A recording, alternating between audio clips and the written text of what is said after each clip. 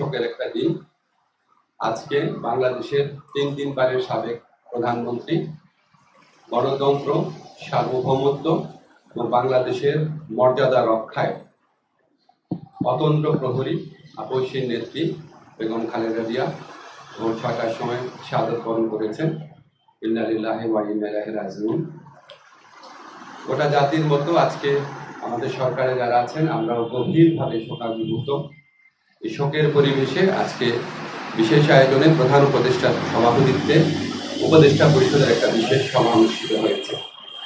সভার শুরুতে সাবেক প্রধানমন্ত্রী বেগম খালেদা জিয়ার মৃত্যুতে দাঁড়িয়ে 1 মিনিটের নীরবতা পালন করা হয় এবং তার আত্মার মাগফিরাত কামনা করে মোনাজাত করা হয়। মোনাজাত পরিচালনা করেন আমাদের ধর্মমন্ত্রী।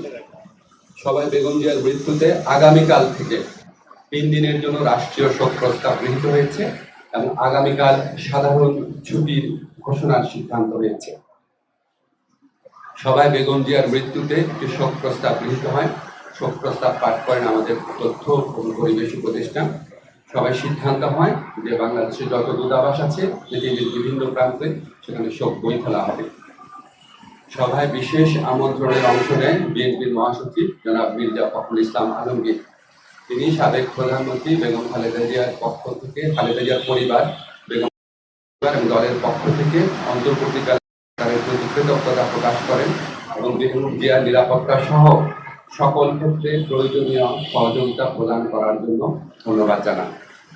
মির্জা ফখরুল ইসলাম আলমগীর সাহেব আমাদের সভাকে অবহিত করেন যে আগামীকাল বুধবার বাদ জোহর জাতীয় সংসদের দক্ষিণ প্লাজা এবং এর সংলগ্ন মানিক মিয়া এভিনিউতে বেগম খালেদা জিয়ার জানাজা অনুষ্ঠিত হবে। জানাজার পর তাকে শহীদ রাষ্ট্রপতি, বীর মুক্তিযোদ্ধা রাষ্ট্রপতি জিয়াউর রহমানের পাশে দাফন করা হবে। ওনার দাফন করা হবে শহীদ রাষ্ট্রপতি জিয়াউর রহমানের পাশে। আজকে সবাই বেগম জিয়ার দাফন এবং জানাজা সম্পর্কিত বিষয়ে সরকার সব ধরনের সহযোগিতা প্রদান করবে বলে জানিয়েছেন মাননীয় প্রধান উপদেষ্টা।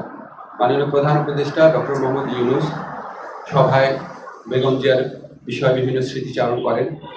একটা কথা বলতেই হচ্ছে যে উনি আমাদেরকে মনে করিয়ে দেন শেষ যখন দেখা হয়েছিল বেগম জিয়া ওনার সাথে একান্তে অনেকক্ষণ কথা বলেছিল।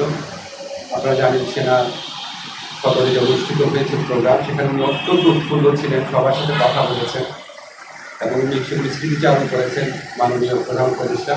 এবং উনি এটা বারবার বলেছেন যে আজকে এরকম এক জাতির এই বিশেষ মুহূর্তে আমাদের বেগম খালেদা জিয়ার উপস্থিতি অনেক প্রয়োজন ছিল। গোটা জাতি ওনার জন্য দোয়া করেছে, আল্লাহর ইচ্ছা উনি চলে গেছেন। কিন্তু বাংলাদেশের ইতিহাসে, বাংলাদেশের প্রতিটি মানুষের হৃদয়ে, বাংলাদেশের প্রতিটি আত্মমর্যাদাশীল গণতন্ত্রকামী দেশপ্রেমিক মানুষের হৃদয়ে ওনার অবস্থান অক্ষয় অবিনশ্বর হয়ে থাকে। আমি ব্যক্তিগতভাবে মনে করি বাংলাদেশের ইতিহাসে এত শ্রদ্ধা, এত সম্মান, এত ভালোবাসা নিয়ে এরকম একজন নেতৃত্ব চলে যাওয়া এটা একটা বিশেষ মুহূর্ত এবং আমরা বাংলাদেশের প্রতিটা মানুষ এই শোকে একত্রিত হয়েছি।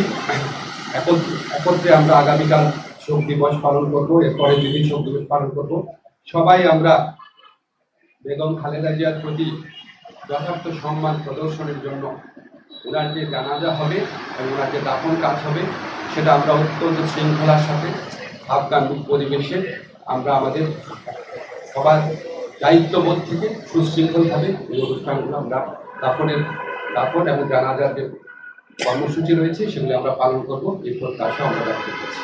ধন্যবাদ।